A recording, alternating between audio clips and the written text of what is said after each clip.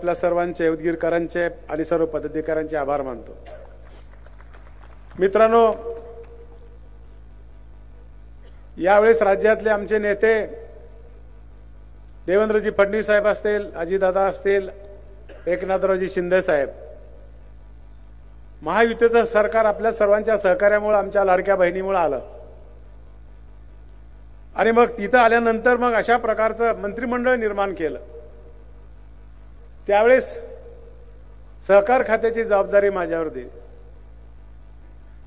मागल्या वेळेस संजय भाऊवर राज्यमंत्री पहिल्या तिला दिली, पुन्हा एकदा त्यांना कॅबिनेट म्हणून दिलं आणि त्यांनी खूप चांगल्या प्रकारचं काम केलं। मला प्रत्येक कामामध्ये सहकार्य केलं आणि त्यावेळेच्या दोन्ही सत्काराला मीच अध्यक्ष होतो। इथं झाला कार्यक्रम आणि दुसरा झाला तिकडे जिल्हा परिषदच्या ग्राउंडला। मला वाटायचे की आमच्या मित्राला भेटला काय आणि मला काय, अशा प्रकारची आमची या राजकारणातली मैत्री आतापर्यंत राहिल्याने पुढे देखील जाणार आहे।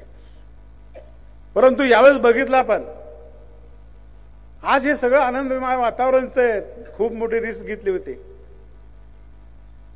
ज्यावेळेस निर्णय व्हायचा होता त्यावेळेस त्यांच्या घरातला वाद होता आणि मग आम्ही दादाकडे जायचं का पवार साहेबांकडे जायचं या निर्णयाच्या संदर्भात मी अगोदर मतदारसंघात आलो आणि कार्यकर्त्याला बोलवून घेतलं की निर्णय काय करायचा आहे तुमचं, मला तुमच्या मताची आवश्यकता आहे, तुमच्या सूचना करा। 2-2.5 हजार कार्यकर्ते जमले आणि आपण बोलत असताना फक्त या बाजूने राहायचं किंवा या बाजूने एवढंच सांगायचं, बाकी काही बोलायचं नाही। संमिश्र प्रतिक्रिया तरुण मंडळी दादाकडेच होती। मग लगेच पत्रकार म्हटले की काय निर्णय झाला सांगा। म्हणलं एवढा लवकर कसा निर्णय होईल? लातूरमध्ये काही मंडळी आहे, मुंबईमध्ये काही मंडळी आहेत, उद्योगपती आहेत, काही पत्रकार आहेत, मुंबईचे आहेत। उद्या सकाळी 11 वाजता मी दिसेल तिकडे आहे समजून चालायचं। आम्ही कार्यकर्त्याला धोका दिला नाही। आम्ही जो निर्णय घेतला ते मतदारसंघातल्या हितासाठी, मतदारसंघाच्या कामासाठी आम्ही संजय भाऊने निर्णय घेतला। मित्रांनो, त्याच्यानंतर लोकसभेची निवडणूक झाली आणि मग काय परिस्थिती झाली माहिती आहे का तुम्हाला? ते आम्हालाच माहित। लोकांना वाटायचं ही चुकीचा निर्णय झालाय, पण आमचा आत्मविश्वास होता। आम्ही जे निर्णय घेतलाय मतदारसंघाला न्याय द्यायचे, विकास करायचे म्हणून आम्ही निर्णय घेतला आणि त्या दिवशी देखील मी सांगितलं निवडणुकीमध्ये मी समाधानी आहे, मी चुकीचा निर्णय घेतला आणि काही कामं करता आली आम्हाला। आणि मग आज बघितल्यावर वाटतं लोकांना की आपणच निर्णय चांगला घेतला। लोकसभेला उलटा निर्णय लागला आणि मग ते विरोधी आमच्या समोरच्या पार्टी थोडीशी आत्मविश्वासात गेले आणि आम्ही मात्र झपाटून कामाला लागलो। सरकारने देखील एक आणि अनेक चांगले निर्णय घेतले। लाडक्या बहिणीचा निर्णय सगळ्यात चांगला झाला। पोलीस पाटलाच्या पगारी दिल्या, शिक्षकाच्या दुसरा टप्पा दिला, अंगणवाड्याच्या ताईच्या पगारी दिल्या। जे जे काही करता येईल त्यावेळेस केलं। आमच्या शेतकऱ्याच्या मालाला भाव देखील अजूनही आम्हाला भेटला नाही, त्याच्याबद्दल आम्ही स्वस्थ बसणार नाही। अनेक कारण आहेत। आम्हाला जर खरी प्रगती करायची असेल, आमच्या देशाची अर्थव्यवस्था हे कृषीप्रधान देश आहे आणि कृषीवरच आहे। आम्हाला ह्याला वाऱ्यावर सोडून आम्ही राजकारण विकास करू शकत नाही। सांगितलं आता संजय भाऊनं, तुम्हाला जर ही तुमची अर्थव्यवस्था मोठी करायची आहे, देशाची करायची आहे, तर तुम्हाला शेतीकडे आम्हाला तिकडे बघावं लागेल आणि त्या पद्धतीनं आता एक आपल्याला चांगला कृषी मंत्री केंद्रामध्ये देखील भेटलाय, राज्यामध्ये देखील भेटलाय आणि म्हणून शेतकरी राजानो ठीक आहे जे काही झालं, पण भविष्याच्या काळामध्ये आम्ही निश्चितपणे सरकारमध्ये सोयाबीनचा भाव असेल, ऊसाचा भाव असेल, आज बघितलं साखरेचा भाव 3600 आणि 3300 रुपये आलाय आणि FRPचे रेट वाढलेत, इथेनॉलचे रेट कमी झालेत आणि मग याच्यामध्ये देखील आपल्याला थोडासा विचार करावा लागणार आहे आणि ते केल्याशिवाय आम्ही स्वस्थ बसणार नाही। पहिल्यांदा सुरू आम्ही मंत्री झाल्यानंतर पहिलाच सत्कार मी उदगीरला दिलाय। मित्रांनो, माझ्याही मतदारसंघात मी घेतला नाही, 1-2-3 बैठका घेतल्या। कार्यकर्ते म्हणाले संजीव भाऊ मुली लवकर द्या आणि दिला। मित्रांनो, का दिलं त्याचं कारण वेगळं आहे। कारण या मतदारसंघामध्ये आदरणीय जाधव साहेबांनी नेतृत्व केलं, तुम्ही तळहाता फोडासारखं जपलात आणि मी देखील तेच भविष्याच्या काळामध्ये करणार आहे। तुम्ही काळजी करायचं कारण नाही। मी काय संजय भाऊ मंत्री झाले काय, काही फरक पडणार नाही। आम्ही दोघं सारखेच आहोत, बिलकुल फरक पडणार नाही मित्रांनो। आणि या गावाचा तर खूप माझ्यावर प्रभाव आहे। अनेक वेळेस या शहरामध्ये फिरलोय मी, या शहराची ओळख देशालाही माहिती आहे. सगळ्या क्षेत्रामध्ये या शहरांनी आपला ठसा उमटवलाय. आंध्र प्रदेश, महाराष्ट्र, कर्नाटक 3 राज्याच्या मध्ये बसलेलं शहर आहे. खेळामध्ये प्रगती केलेला आहे, दाल मिलमध्ये प्रगती केलेला आहे, व्यापार मोठा आहे, शैक्षणिक केंद्र म्हणून नावाजलेला आहे. या गावामध्ये, या मतदारसंघामध्ये अनेक विभूती जन्माला आल्यात. शिक्षण क्षेत्रामध्ये नाय डोळे सर इथं आलेत, दयानराव डोणगावकर, माधवराव सुरेशी, भगवानसिंग गुरुजी, होळीकर सर, कितीतरी मान्यवरांनी या मतदारसंघाला शिक्षण क्षेत्रामध्ये चांगल्या प्रकारे दिशा देण्याचं काम केलं. आम्हालाही त्यांच्यामुळे काही शिकता आलं. रंगा राचुरी असतील, गोविंदराव अण्णाचे भाऊ व्यंकटराव असतील. खेळामध्ये बघितलं त्यावेळेस सुभाष मुक्कावार आमचे व्यापारी होते. इथले व्हॉलीबॉलचे प्लेयर नामांकित, ऑल इंडिया पातळीला खेळलेले, हॉकी सारखा खेळ खेळलेले, खो खो सारखा खेळ. तो मुस्लिम नावाचा रशीद का काहीतरी नावाचा होता, शिवरिंग अण्णा होते आमचे, अतिक नावाचा. आणि त्यावेळेस वेगळी सिस्टीम होती, थोडासा हाय बॉल काढायचा आणि मग शॉट मारता. त्याच्यामध्ये खूप टेक्निक वाढलंय. अशा खेळामध्ये प्रगती, व्यापारामध्ये प्रगती आणि संस्कृतीचं जतन करणारं शहर म्हणून याच्याकडे बघितलं जाते. लातूर जिल्ह्यामध्ये 2 नंबरचं शहर आहे. झपाट्यानं वाढ झाली इथे, अजूनही खूप मोठी वाढ होणार आहे. शांतता प्रिय आहेत, अनेक जातीचे लोक राहतात. अडकिता, इथल्या गावातला अडकिता आणि झेंड्या, जो झेंडा तयार होतोय कपडा, तो इथं तयार होतोय तिरंगी झेंडा. अशा वेगवेगळ्या गोष्टीनं नटलेलं शहर आहे मित्रांनो. लातूरच्या नंतर 2 नंबरचं शहर आहे. आणि म्हणून माझा वेगळा बघण्याचा दृष्टिकोन वेगळा. इथं आम्हाला खूप शिकता येतं. आम्ही नाय डोळे सराचे, मी जरी विद्यार्थी नसलो तर त्यांच्याकडून मला खूप शिकता आलं. काही काम नसलं की मी डोळे सराकडे जायचं, गप्पा मारायचं, सांगायचं आला बघते बाबासाहेब म्हणायचे. एक काहीतरी पुस्तक द्यायचं. सोरुंशी साहेबाकडे जायचं म्हटलं की 1 तासाची भरती करून जावं लागायचं. एखादा विषय काढला की मग ते गीता सांगायचे, रामायण सांगायचे, ब्रह्मांड सांगायचे. जरी त्यावेळी डोक्यावर जात असलं तर आता त्याच्यातल्या गोष्टी आता कळायला लागल्या. होळीकर सर, दयानराव डोणगावकर साहेब, कितीतरी लोकांनी या देशाचं नाव उज्ज्वल केलं. आणि विद्यापीठामध्ये उभारलो मी, संजय भाऊ. त्यावेळेस या गावातल्या मोठ्या मातब्बरांनी मला निवडून आशीर्वाद दिलेला आहे. माधवराव पाटील कौळखेडकरांचं मत होतं, निरासाहेबाचं मत होतं, हवगी स्वामी विद्यालयाचे प्राचार्य होते. ज्यावेळेस स्वामी रामानंद तीर्थ विद्यापीठामध्ये मला तिथं MC मेंबर म्हणून काम करायची संधी भेटली. अशोकराव चव्हाण साहेबाला आम्ही विसरू शकत नाही, विलासराव देशमुख साहेबाला आम्ही विसरू शकत नाही, शिवराज पाटील चाकूरकर साहेब असतील, निलंगेकर साहेब असतील, आणि माझे सहकारी मित्र दिलीपराव देशमुख साहेब ही देखील असतील मित्र. कारण या सगळ्या लोकांमध्ये राहिल्यामुळे अनेक क्षेत्रामध्ये आम्हाला काम करता आलं. माझ्या चुलत्याला ह्या मंडळीने राजकारणामध्ये आणलं, शिवराज पाटलांनी मला बोटाला धरून आणलं, विलासराव देशमुख साहेबांनी बँकेची संचालकाची जबाबदारी दिली. इथं सांगितलं तर आमच्या भगिनीनं, खरं काय नशिबात असतंय कुणालाच माहित नाही मित्रांनो. मी खेळाचा खेळाडू, मी कबड्डी, कुस्ती, मलखांब, व्हॉलीबॉल, ऑलराऊंडर. अरे कॅरम हातात घेतला तर एका राऊंडला फिनिश करत होतो मी, एकाच राऊंडला. आणि मला चुलत्यानं कोल्हापूरला ठेवलं माझं बघून. 2-3 वर्ष राहिलो, मी रमलो नाही तिथं. बघितलं अरे खाऊन उगं भसम पार करायला लागलो, बुद्धीचा विकास होईना गेलाय. 10 माणसं चांगल्या कुटुंबाचं एकट्याला आहार लागायचा. आउटपुट काय, चांगलं शरीर राहावं म्हणून एवढंच आउटपुट होतं ना. आणि मग ह्याच्यात जर आपल्याला प्रगती करायचं असेल तर इथं होऊ शकत नाही, आपल्याला दिल्लीला जावं लागेल. गुरु हनुमान सिंग तिथं होते,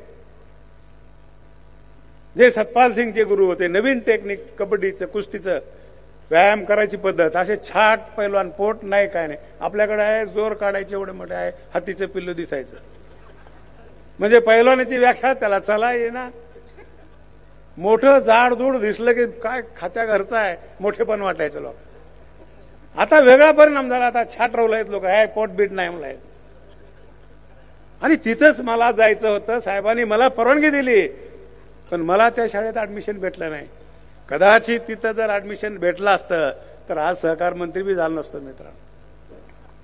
कारण तिथून मी ऑलिम्पिकला गेलो असतो आणि देशाचं नाव करायचं होतं मला. तिथे भेटलं नाही, सरळ गावाकडे आलो. नाही म्हणलं माझ्यानं होत नाही, कोल्हापूरला आता परत जायचं नाही. कोल्हापूरमध्ये बघितल्यावर तिथले कारखानदारी, तिथले शेतकऱ्याचं जीवन, तिथल्या दूध डेऱ्या, बँका, आमच्या भागात अशा होतील का त्यावेळेस बघितलेलं स्वप्न होतं. गावात एंट्री केली, सोसायटीमध्ये बँकेत गेलो, देशमुख साहेबांनी घेतलं मला. जाधव साहेबांचं आता सांगितलं गुन्हे अण्णाने, राजकारण वेगळं होतं त्यांचं. 18 पगड जातीला घेऊन जावं, त्यांना वाटलं आम्ही आमदार, बाबासाहेब डायरेक्टर, लोकांना मान्य होईल का नाही असं वाटायचं, त्यांना करून असं नाही वाटायचं. देशमुख साहेबांना म्हणलं मला माहिती नाही, हे बाबासाहेब दिलीपरावला करू दे, आपलं आपण बघू तिकडं.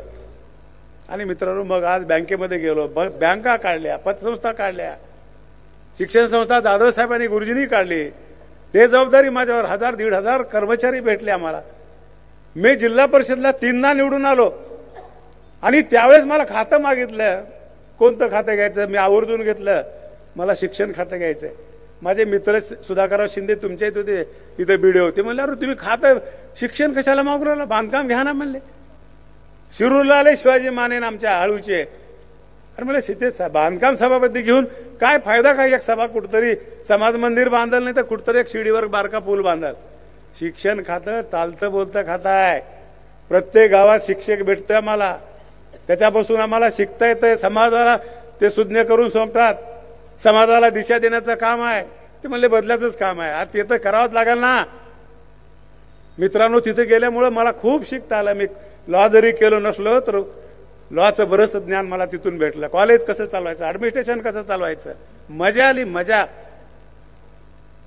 आता कुठेही कुठल्या बी डिपार्टमेंट देऊ द्या हो, मला कृषी खातं दिला त्याच्यातलं किडा हो मी. अरे जनावरांची पारख करणारे आम्ही माणसं, घोड्याची पारख करणारे माणसं. शेतीमध्ये कोणतं पिरवायचे, पिकायचे काय भाव आहे, शेतीमध्ये काय कोणते घटक आहेत, NPK आहे का नाही, ह्या सगळ्या गोष्टी आम्हाला माहिती आहे. कमी खर्चामध्ये शेती कशी करायची, उत्पादकता कशी वाढवायची, विषमुक्त शेती कशी करायची, या सगळ्या गोष्टी आम्हाला अनुभवातून भेटल्यात. आणि हे खरंच सगळं शरीर बाळासाहेब जाधव साहेबाला जात आहे. कारण लहानपणीच आई वडील वारले होते माझे, त्या विचाराचं तोंडी मी बघाय नाही. पण या माणसांनी सगळं केलं आणि त्याच्यामुळं आज तुमच्या समोर सहकार खात्याचा मंत्री म्हणून उभा आहे. आणि त्यांचं खास वैशिष्ट्य आहे जाधव साहेब, कधीच आम्हाला म्हणले नाहीत पोरं बघा चुकलं तर भीक मागताल का बशा धुताल. शिकावं पालकांनी बाळासाहेब जाधवाचं, बघावं मला असं वाटतं, एवढंच म्हणायचं. सपोर्ट केला त्या माणसाने आम्हाला आणि म्हणून आज इथपर्यंत आम्ही आलेलो आहोत. दादानी जबाबदारी दिली, साधी नाही जबाबदारी. आता त्या परीक्षेला उतरायचं काम माझं आहे. आज नशिबानं बघा मित्रांनो, देशामध्ये आपल्या देशाचे गृहमंत्री त्यांनी हे खातं निर्माण केलंय केंद्रामध्ये. 5 वर्षामध्ये 10,000 संस्था निर्माण करायच्या आणि सगळ्या आमदाराला फोन केला, ताबडतोब 2-3 बैठका लावल्या. सहकार चळवळ ज्या राज्यामध्ये नाही तिथं विकास नाही. 2 क्षेत्रच आहेत, शिक्षण आणि सहकार चळवळ. खरं तर आपण नशिबान आहोत, राज्यातल्या राज्यकर्त्यांनी खूप मोठी डेव्हलपमेंट सहकार चळवळीतून केल्यामुळं आज मला सांगा एका राज्याचं नाव घ्यायचं काही कारण नाही. तुम्हाला समजा म्हणून घेतो मी. स्वर्गीय यशवंतराव चव्हाण असतील, विठ्ठलराव गाडगीळ असतील, देशमुख असतील, स्वर्गीय शंकरराव मोहिते पाटील, विलासराव देशमुख असतील, ह्या सगळ्या लोकांनी त्यावेळेस ही चळवळ महाराष्ट्रामध्ये सक्षमपणे राबवली. आणि त्याच्यामुळे आज बघा तुम्ही सरकारमध्ये जेवढे एम्प्लॉईज आहेत तेवढे या सहकारी चळवळीमध्ये आहेत.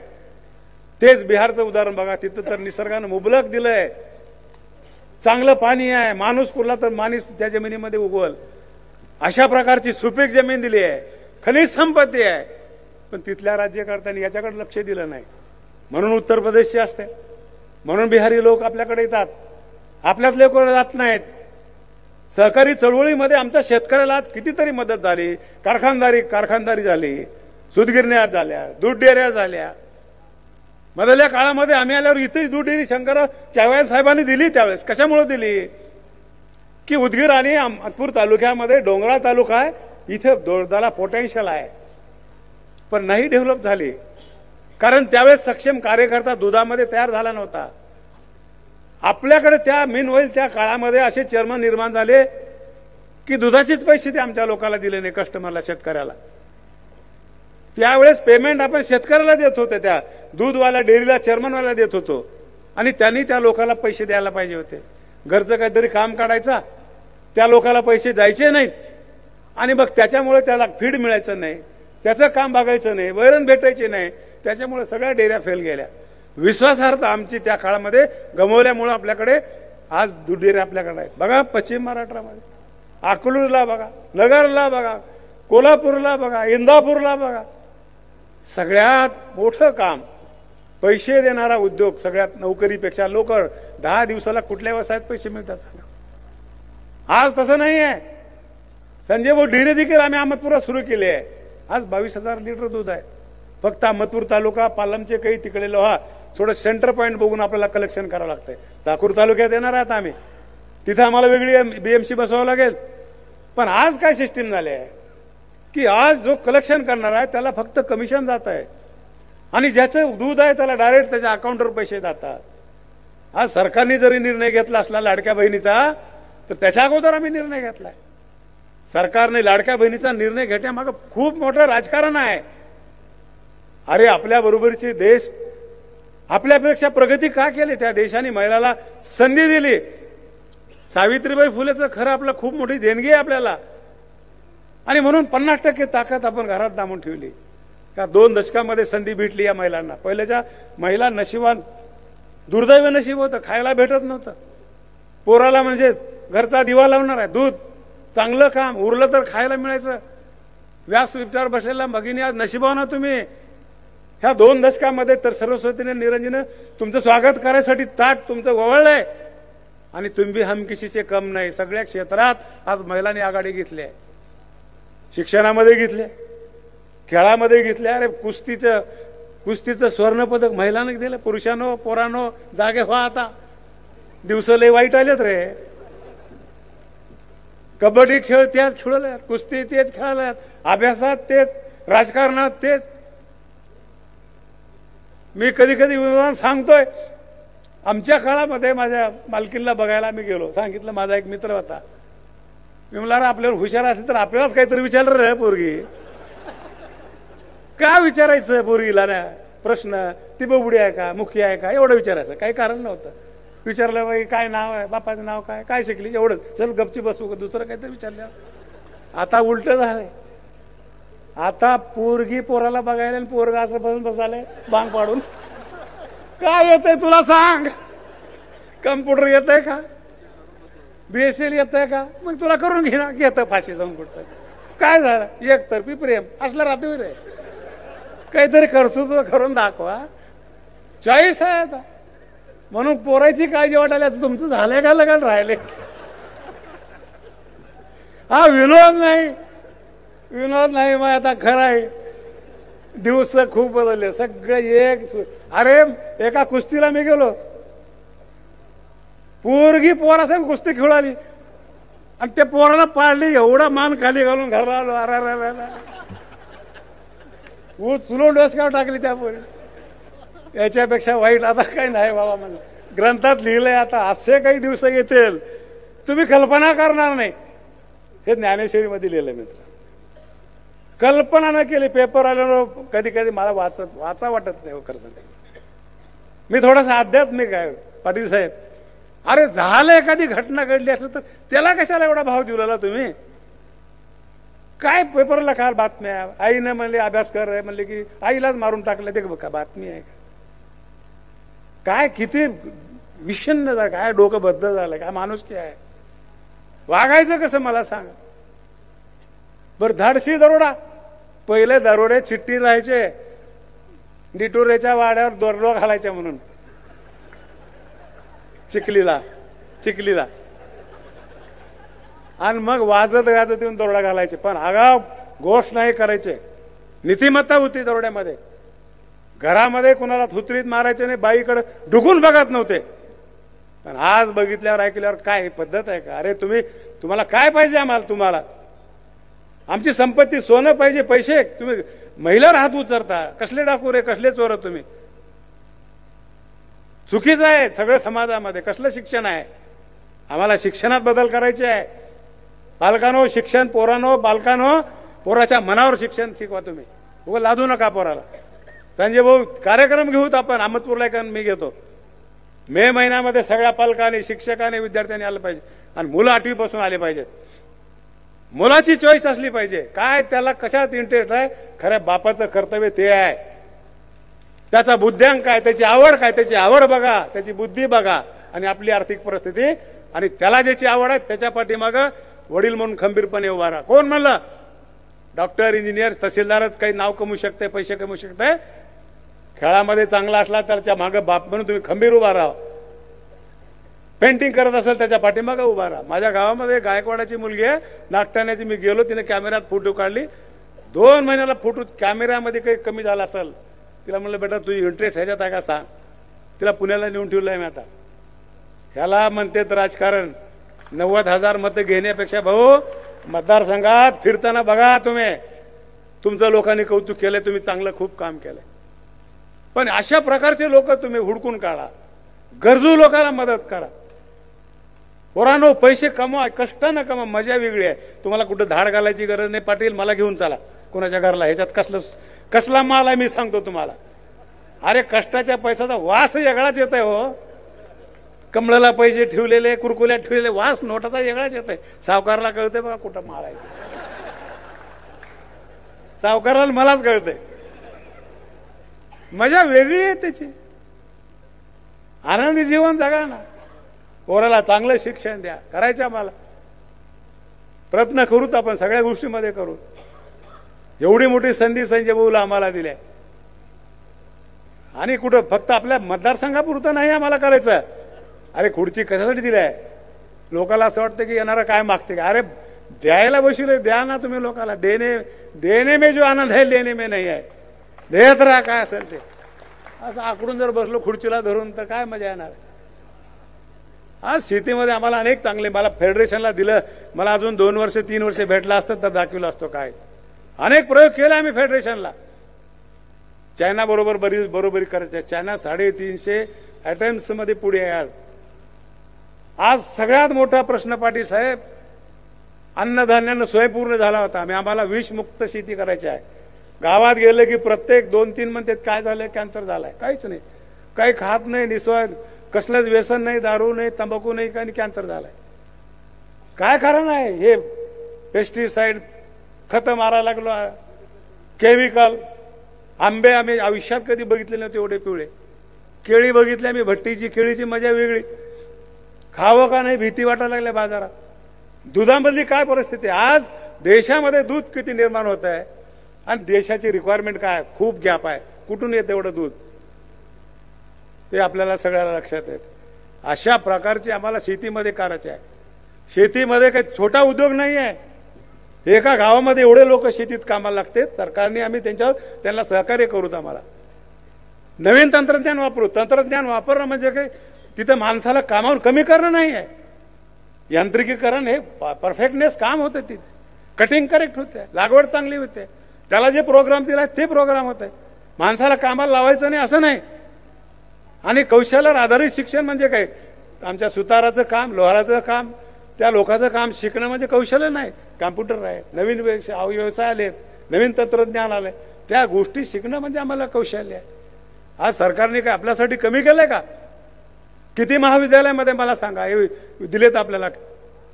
त्या विषय घेतात आणि पुन्हा काही डिग्री घेऊन काहीच करत नाही. काय अपेक्षा आहे सरकारला? व्यावसायिक अभ्यासक्रम कशासाठी काढलाय? त्याच्यामधून तुम्हाला ज्ञान मिळावं, तुम्ही व्यवसाय उभा करावा. पण घडत नाही आम्हाला. सगळेच नोकऱ्या मागायला लागलेत. आम्हालाही लोक नोकऱ्या मागायच्या, दिल्या पाहिजेत नाही असं नाही, पण स्किल लोक आमच्याकडे नाहीत. आज माझ्याकडे 300 महिला काम करतात गारमेंटला. नवीन जापानच्या झुकी कंपनीच्या मशीन आहेत. काय परफेक्टनेस काम आहे. एखाद्याच्या अंगावर कपडा बघितला तर कोण शिवला आणि कोणती मशीन वापरल्या ते कळते आपल्याला. फक्त प्रोग्राम द्यायचा आहे मशीनला. एवढी आज याच्यामध्ये आपल्याला ऍडव्हान्स टेक्नॉलॉजी आली आहे. या सगळ्या गोष्टी आपल्याकडे उपलब्ध आहेत. खूप मोठं मार्केट आहे. आता कुठेतरी आपल्याला जागा व्हायची वेळ आलेली आहे. आपण नशिबानं निष्कारानं आपल्याला 3 ऋतू दिलेत. आज ऊर्जामध्ये आम्ही कमी पडलोय. आता सरकारने धोरण अवलंबलंय, सौर ऊर्जेच्या माध्यमातून, मिडमधून, पाण्यामधून आम्हाला ऊर्जाची निर्माण करायची आहे. मला सांगा, काल परवा आम्ही संजय भाऊ जपानला गेलो, कारखाना एक बघितला. कसला कारखाना तिथे बघितला आम्ही. ह्या वेस्ट पासून त्यांनी ऊर्जा निर्माण केली, काही मेटल तयार केलंय.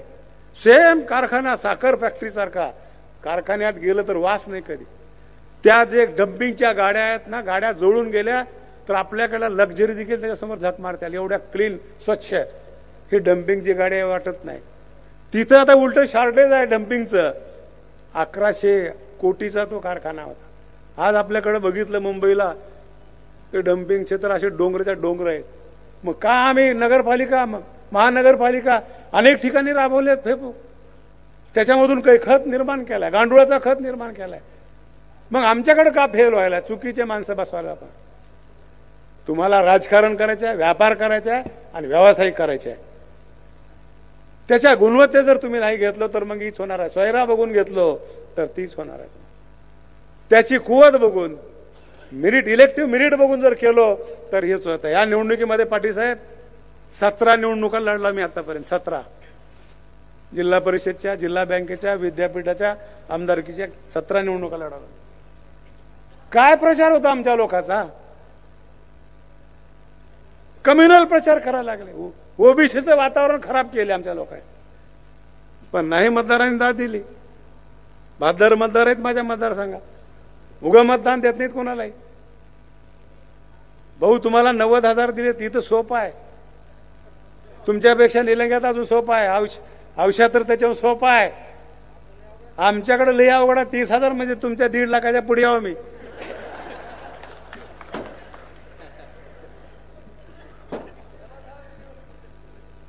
आतापर्यंत गेल्या वेळेस 29,000 आलो, यावेळेस 32,600 आलो. तरी 2 डबडे तसेच शिल्लक बिघडले ते डबडे. आणि तिथेही 1,000-2,000ची लीड होती. भाऊ मॅडम म्हणल्या कसं करायचं सर, डिक्लेअर करून टाका. म्हणलं काय फरक पडला मला, कारण ते टेक्निकल लोक इथं नाहीत, बोलावं लागेल. म्हणलं तोपर्यंत काय करावं, बाहेर तर लोक नाचायला लागले, या बाहेर गुलाल टाकायच्या आहे. म्हणलं मॅडम राहू द्या, ते 1,000-2,000 मतदार. आणि असं केस पाडून लोकांनी राजकारण घाणेरडं केलं. पण मतदारांनी म्हणले नाही, आम्हाला कुठल्याही यांच्या त्यांच्या भूलतापाला बळी पडायचं नाही. आणि 32,000 मला निवडून दिले. मित्र विनायकराव आमचे मित्र किती बारे पाडून पाडून कटाळालाय मला. काय सांगा विकासाचा तुमचा विजन सांगा. काही नाही. बाबासाहेबांनी कारखाना घेतला. गणेश दादा शिकलेला माणूस, एवढा मोठा अधिकारी, ते देखील येड्याने बोलला. ते बी कारखान्यावर बोललं. तर 15 वर्ष झालं कारखाना घेतलाय. त्याचं टेंडर निघालं, मी स्पर्धेत उतरलो, घेतलो मी. भावाला जिल्हा परिषद सदस्य केलं, पोराला उपसरपंच केलं. अरे केलं म्हणजे काय नेमणूक केली का, लोकांच्या समोर उभा केलं, लोकांनी निवडून दिला, डायरेक्टरला त्याला सभापती केलं. आमचा काय दोष आहे. पण लोकांच्या समोर तुमचं विजन काय करणार तुम्ही. मतदारसंघाला किती पाणी आणणार, किती नवीन काही युनिट काढायचे आहेत का, नवे व्यवसाय उद्योग करायचे आहेत का, डेअरी आणायचे आहे का, ह्या लोकांना काही काम लावायचे आहे का, महिलांना काही काम लावायचे आहे का. त्याच्यावर भाषणच नाही माहित, दुसरा विषयच नाही. 2दा-3दा बघितलं, उगं बोलले मला. अरे माणसं पुढचा स्पर्धा तरी कसला असला पाहिजे, हेवा वाटा हेवा पुढच्या माणसाला बघितला. म्हणून लोकांनी देखील अहमदपूरच्या जनतेने असेल, उदगीरच्या जनतेने असेल, आणि खूप संजय भाऊनी काम केलं. म्हणलो आताच गोविंदानाला पैसे काही ठेवलं का नाही म्हणलं मागायला. याच्यात इकडे गेलं हे बिल्डिंग, तिकडे गेलं ते बिल्डिंग. आणि त्याला खूप मोठी ताकद, दिशा लागते. कोपरं गुडघे फिटून जाते त्या मंत्र्याच्या दारात, सेक्रेटरीच्या दारात जाऊन जाऊन. वाटते लोकांना काय लागले. त्याला प्रशिक्षण करावं लागतंय, फॉलोअप घ्यावं लागतंय. आणि म्हणून जरी नवीन असले माझ्यापेक्षा, मला कोणतरी म्हणलं 2री बार, अरे मी 3री बाराला निवडून माझं एक कमी का करू लागेल. तसं आतापर्यंत मी 4 बारा निवडणुका लढला. मागच निवडणूक 2004लाच आमदार व्हायला होतो पाहिजे होतं. साहेब असल्यामुळे माझा नंबरच लागणार गेला. गोविंदांना माझ्या मागून आमदार झाले. आम्ही एकदा जिल्हा परिषदला होतो, पण साहेब असल्यामुळे मला जमनाच गेलं. इकडून बी घुसायना, तिकडून बी घुसायना. सांगायचं तात्पर्य आहे की अशा प्रकारचं राजकारण आपल्याला करायचं. सांगितलं आता आम्हाला. आज देशामध्ये खूप चांगल्या प्रकारचं नियोजन करावं लागेल आपल्याला. चांगलं लोकांना सगळं सरकारनंच करावं वाटतंय. इथं शिक्षक प्राध्यापक बसलेत, सर एखादी चॅप्टर राहिला तर राहिला, पण आम्हाला पोराला शिकवा, शाळेमध्ये इटिकेट्स मॅनर्स शिकवा. एसटी मध्ये चालू एखादी वयस्कर माणूस दिसलं जागा द्यायला शिका. दर्शनाला गेलो तर लाईन तोडायची नाही शिका. ह्या सगळ्या गोष्टी इथं शालेय जीवनामध्ये शिकवल्या पाहिजेत. जपानीज लोकांमध्ये रंगांगात भरलंय सर. मोबाईल विसरला तर कोणी मोबाईल तिथं कोणी घेतला नाही, पैशाचे पाकिट विसरले तर कोणी घेतलं नाही. मग आम्ही शिक्षण कोणतं देतो? कालबाह्य शिक्षण आमचं झालं काय? चुकीचं शिक्षण शिकवले का काय असं कधी कधी वाटतं. शाळेमध्येच हे घडलं पाहिजे. आम्हाला 20 पोराच्या पुढे शिक्षक द्यायचा नाही. इकडे आंबेडकरांनी आम्हाला सांगितलं सक्तीचं आणि मोफतीचं शिक्षण. का 10 मुलं इथं आम्हाला शिक्षण द्यायचं नाही का? मला सांगा. जपानच्या गोष्टी सांगतो आम्ही. एक विद्यार्थ्यांसाठी त्यांनी ट्रेन चालू ठेवली. मी गेलो होतो मागं, तिथं रेकॉर्ड केलं होतं किती लोक पंक्च्युअल आहेत बघा. त्यांनी 3 गोष्टीवर त्यांचं जास्त फोकस होतं. एक प्रामाणिकपणा, एक स्वच्छता आणि डिसिप्लिन. तिथं त्या वर्षामध्ये एक रेल्वे 9 सेकंद लेट आली. 9 सेकंद तिथं रेकॉर्ड केले त्याने. किती? 9 सेकंद. टू मच म्हणाले. मग आपण बघा 5 घंटे संजय भाऊ कार्यक्रम लेट घातलाय. तुम्हीच कारणीभूत आहात. पण किती पक्के बघा, हे जात नाही मला ऐकल्याशिवाय तुमचं. ह्या 3 गोष्टीवरच त्या लोकांनी प्रगती केली आणि ते आपल्याला शिकावं लागणार. त्या एक विद्यार्थी होता म्हणून तुम्ही ऐकलं असताल गोष्ट. कारण तिथं रेल्वेने खूप मोठ्या प्रमाणामध्ये स्पीड आहे. एक विद्यार्थी विद्यापीठात जात होता. मग तिथल्या मंत्र्यांनी आढावा घेतला की बाई रेल्वे का तोट्यात आहे. त्याला म्हणलं याचं कारण सांगा. कारण काढलं, एकच माणूस त्या गाडीत येऊ लागले म्हणले. मग ते कोण येऊ लागले त्याचा पत्ता काढले. पुन्हा सांगितलं की बाई विद्यापीठात विद्यार्थी येतं एकच आहे. तर तिथल्या राष्ट्राध्यक्षांना सांगितलं की नाही म्हणले. किती नुकसान होता. विद्यार्थी येत असेल तर रेल्वे चालू ठेवा. म्हणणारे देश कुठं आणि 10 विद्यार्थी आहेत, शाळा नाही म्हणणारे कुठं. ठीक आहे, काही चुका असताना नाही म्हणत नाही आम्हाला, पण कायद्याच्या बोट ठेवून जर आम्ही शाळेमध्ये नुसत्या बिल्डिंगी बांधून आमची प्रगती नाही. अरे आम्ही शाळेत शिकलो. इथं आता एवढे मोठे IAS अधिकारी झाले. इथं गावातले झाले. भगवानसिंग गुरुजीच्या माळ गच्चीवर शिकत होते गुरुजी. माईक नव्हतं, नरड फुटून गेला गुरुजीचं शिकून शिकून. मग आज त्याच्यापेक्षा तर आज एवढं मोठं डिजिटल बोर्ड, डिजिटल वागणं, कम्प्युटर, लॅपटॉप, पॅड सगळं आलंय. मग का शिक्षण पद्धती आमची दर्जेदार नाही? आम्हाला चिंतन कुठंतरी करावं लागेल महाराज. आणि ते करण्याची योग्य वेळ आलेली आम्हाला खरी प्रगती करायचं असेल तर 2च गोष्टी. एक सहकार चळवळ आणि आम्हाला शिक्षण. आणि चळवळीला दिशा दिल्याशिवाय बाबासाहेब पाटील स्वस्थ बसणार नाही. अनेक संस्था उभा करायच्यात, डेऱ्या उभा करायच्यात, सूतगिरण्या उभा करायच्यात, सोसायट्याला सक्षमीकरण करायचे आहे. चांगल्या सोसायटी आहेत त्यांना कम्प्युटराईज करायचे आहे, गोडाऊन द्यायचे आहेत, खरेदी करायचे आहेत. याच्यासाठी ही आमचं सहकार खातं आणि ते करायचं काम आम्हाला करायचं. म्हणून मित्रांनो, आमचा सत्कार केला. आईपेक्षा मावशीच्या गावाला प्रेम करतात म्हणून आम्हाला उदगीरला आवडतं. काय मला सांगा म्हणलो संजयजी, काय हे प्रकार? अरे मुख्यमंत्र्याचा एवढा सत्कार कधी झाला नसं. काही घ्यायचं तर असतं माझ्याकडून काय म्हणलं, पण नाही, प्रेम आपुलकी असल्यामुळे आपण केला. येण्यासाठी उशीर झाला. संस्कृती आपली, सगळे महाराज इथं आहेत, पुतळे आहेत, जावं लागतंय. आणि इथल्या आता उदयगिरीची तर कथा सगळ्यालाच माहिती आहे. मला अरे संजू आधी जाऊन येऊ. मला आधी धार्मिक आहे ना, मी थोडासा धार्मिक आहे, श्रद्धाळू आहे. नाही असं नाही, काही ठेवायचं नाही म्हणलं. एकही देव आपल्यावर नाराज होईल म्हणून दर्शन घेण्यासाठी उशीर झाला. राजू सावकार म्हणले पुन्हा गेलो असतो की, तर नाही तसं नाही. आपण मागणारे लोक आहोत. विज्ञानाला जरी मानणार असलो तरी आपल्याला काम करायचे आहे. आम्हाला प्रगती करायची असेल तर एका हातामध्ये गीता घ्यावा लागेल आणि एका हातामध्ये कम्प्युटर घ्यावा लागेल आणि ते घेऊन आम्हाला काम करायचे आहे. फार काही बोलत बसत नाही. खूप चांगलं नियोजन केलं, सत्कार केला सगळ्या पदाधिकारी, सोसायटीचे चेअरमन, कितीतरी चेअरमन माझे, आमचे रामचंद्र पाटील असतील, PG पाटील, CP पाटील, या लोकांनी त्यांचे शिकलोय आम्ही. सकारामध्ये देखील भाऊसाहेबांनी अनेक संस्था उभा केल्या. विळेगावकर मामा असतील, हे दत्तुगीर गुरुजी असतील, बापूसाहेब एकंबेकर असतील, आमचे PG पाटील साहेब असतील. ह्या सगळ्या लोकांनी एवढं मोठं काम केलं. त्यांचा आदर्श घेऊन आपण काम करू. कुठंच बाबासाहेब पाटील वेगळं करणार नाही. अहमदपूरच्या पेक्षा जास्त उदगीरला देण्याची गवाही माझी. अशा प्रकारची अपेक्षा व्यक्त करतो. खूप मोठा सत्कार केला. अरे बोलिलो असतं मालकीलाही बोललो असतं की बघ तुझ्या नवऱ्याचा काय रुबा म्हणून छाती बोलून घेतली असते. मी रोज काम करते ते बरं झालं. संजू सांगाव काही नाही तर सांगतो मी स्टोरी ऐकते ते माझं तसं काही नाही. हा आता असते का? आता नाही आता नाही. एवढंच या निमित्तानं सांगतो. खूप चांगलं नियोजन केला त्याबद्दल आभार मानून माझे 2 शब्द संपवतो. धन्यवाद पाटील साहेब. आम्हाला माहित होतं तुम्ही खूप छान नेतृत्व करता, पण आम्हाला हे माहित नव्हतं तुम्ही एवढं छान बोलता. यानंतर सकल मातंग समाज उदगीरच्या वतीनं या ठिकाणी सत्कार मूर्तींचा सत्कार करण्यात येईल. प्राध्यापक पंडितजी सूर्य